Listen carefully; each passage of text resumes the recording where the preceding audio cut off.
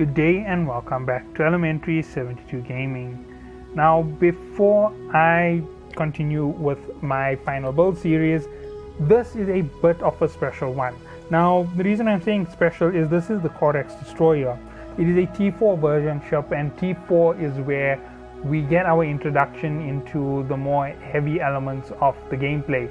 Now, please note that even though this is my final build series, this isn't most probably the best build that you can ever have, because there are other ways to utilize the vessel. Now, here is something. I've said it in my previous build for the destroyers because I realized that I didn't make this here very clear. The only reason you would use these low-end builds below a cruiser is if you're trying to get back into the game after a massive loss, right? The frigate stealth bombers, I understand why a person would use them. They're unbelievably powerful. If you're using the stealth bombers, you're definitely going to have an edge against most individuals. So I do understand why they are used in regular combat. But beyond that, if you do try and use my builds for the other ships, they aren't really going to be effective for you. These ships are really for the purpose of jumping into the game as a starter.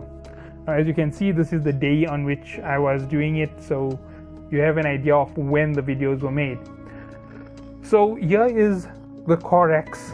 Right now, this isn't a Corax trainer or anything of that sort. This is just a regular Corax. So let's go into it. 25% torpedo or missile velocity, right? That's its roll bonus. Plus 50% damage to missiles or torpedoes. Plus 50% explosion velocity to missiles or torpedoes.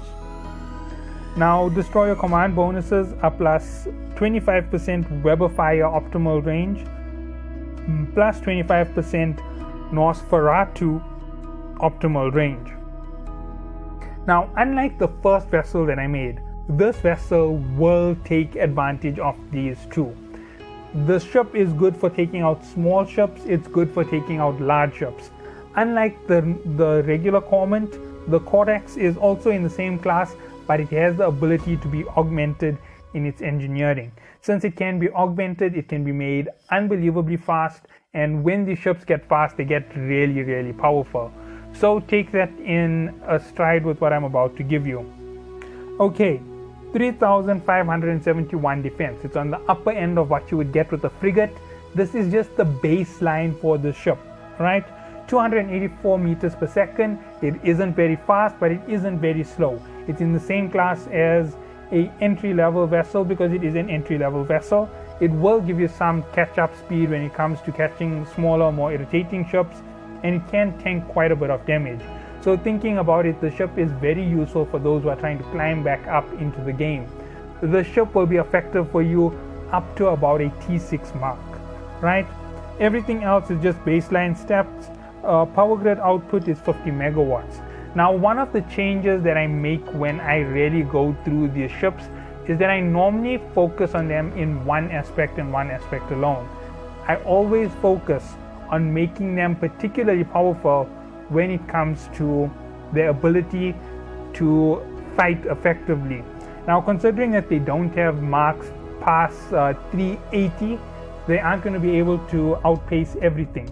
So they're going to get caught by frigates. If they're going to get caught by frigates, they must be able to fight frigates. So in order to fight frigates, some speed is needed, but not an alarming amount. And considering that they are more powerful than them in terms of firepower, you can use it to neutralize most frigates.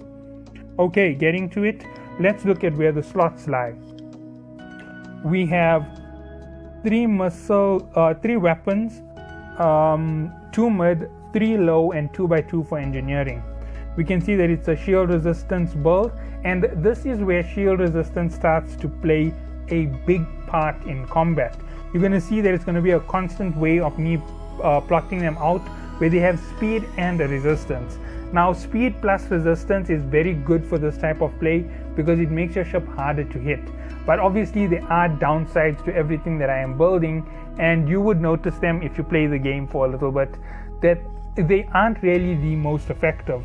They lack somewhat on speed compared to frigates. They lack somewhat on firepower compared to cruisers, but they are in between the two classes and they still have the edges in certain places. If you don't know what I'm talking about, I'll explain it as I go through fitting them up. Okay, let's get into it. So missiles are the way that this weapon systems will run. So let's go to missile launchers.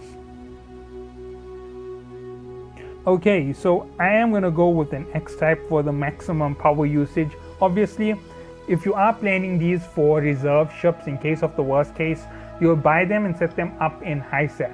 If anybody ever attacks you and destroys you in your null sec location, you can always use these to augment your firepower. Trust me, they're going to help you big time. These ships are easier to use to rebuild than most other ships. Even after a lot of the things that have happened in the game, I know that personally myself, I've been able to use a destroyer up to T7 medium encounters.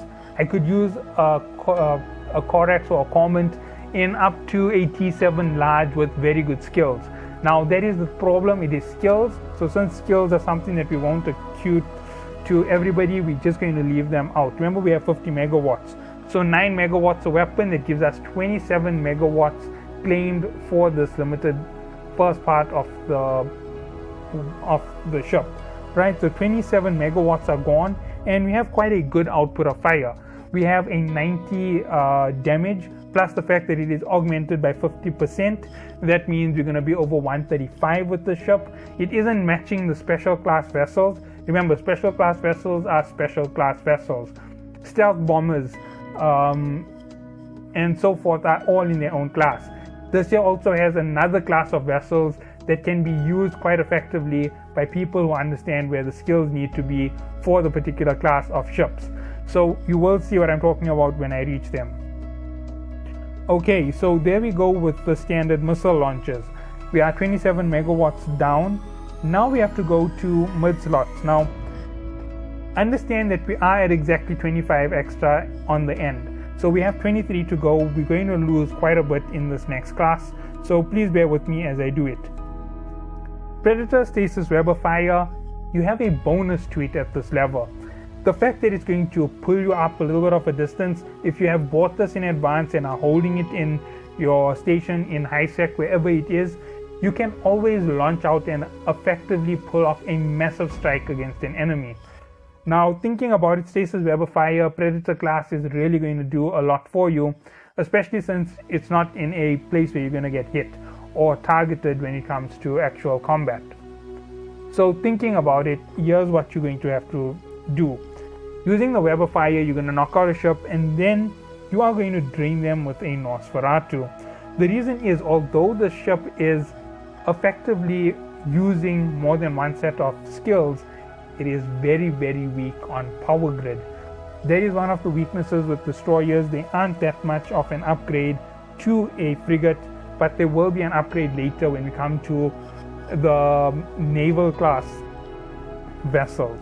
So 9 megawatts gets knocked off. We were at 28 megawatts totally used. We are now at 37 megawatts from our total grid, leaving 13 for everything that's about to be put into low slots. First thing on the list, this is a shield resistant ship. These ships will play with their resistances, right? You can always use their resistances once you pass the base level. So when you get a Common 2 or a Corax 2 or any one of the other destroyers at level 2, level 3, you will be focusing on the actual resistance.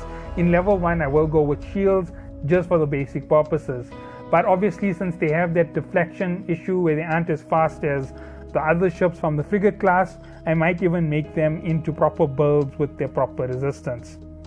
So looking at it, we've got 6 megawatts taken off the total. Remember, we're already down to 13. 13 minus 6, that leaves us with 7 megawatts. 7 megawatts isn't that huge. We'll go to the shield hardener and we'll take the adaptive to start it off. That's 1 megawatt, and with that we are now right at the base, right? So 6 plus 1 is 7, right? The total that we had was 7 left. Now we have 6 left, and obviously we know where our big final place is going to go. We need some speed. Afterburners are effectively adding a little bit of resistance and making you slightly more immune to the annoying effects of Weber fires. Most of these low-end missions that you will be taking this in, remember, this ship will be effective up to about T7, T8. You can push it a little bit further, but you will take a heavy risk pushing it beyond T7. T7 smalls will effectively pulverize your ship. Remember, you will stand a very strong chance of being destroyed even in a T7 small with the ship. You can take out most of the dangerous vessels and outpace the slightly bigger vessels, but you will be in danger throughout that fight. 17 megawatts for this total. That will take you just over where we were, but it's within the reserve of 25, so you are well and safe. But here comes the beauty of it. The ship is already quite a tank and is already quite capable of dishing out some firepower. So what will you do for your last two rigs? This is a basic class ship, so rigging is quite simple. One auxiliary thruster, one semiconductor control. Now a lot of people will ask, why don't I just go double semiconductors or double auxiliary thrusters? The reason is quite simple. If you go double auxiliary thruster, you got a ton of speed. The speed is going to be effective, but with all that speed, when you're up close, you don't have enough inertia to keep you stable. You lose all that speed and you take massive damage. You need to recover your energy. The North for R2 isn't enough to sustain the ship.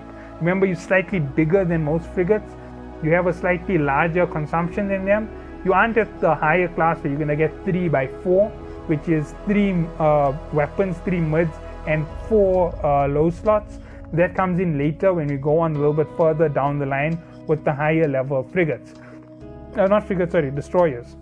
But nonetheless, that is why you're going to go 1x1. It gives you a little bit more of a power grid, and it keeps the ship a little bit more stable than it would be otherwise.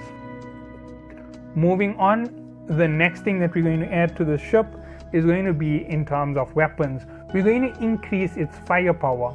Now we're going to give it a double damage increase. Yes, I know we have 90 plus 50 that will pull it up all the way. Plus we have a explosion velocity so that ships can't negate too much of the damage. It's meant to take out frigates. And when you add this to its total with that little bit of extra damage, even a 10% boost makes a big difference. Adding 20% is going to make a massive difference. You're going to go straight for damage. You're not going to go and mess around with other sorts of damage on the ship. It won't be highly effective for you in that range. Whew. Okay, that's enough of an explanation for now. Let's get to the next part of the builds when we get to the next one. See you all in the next one. Have a good day.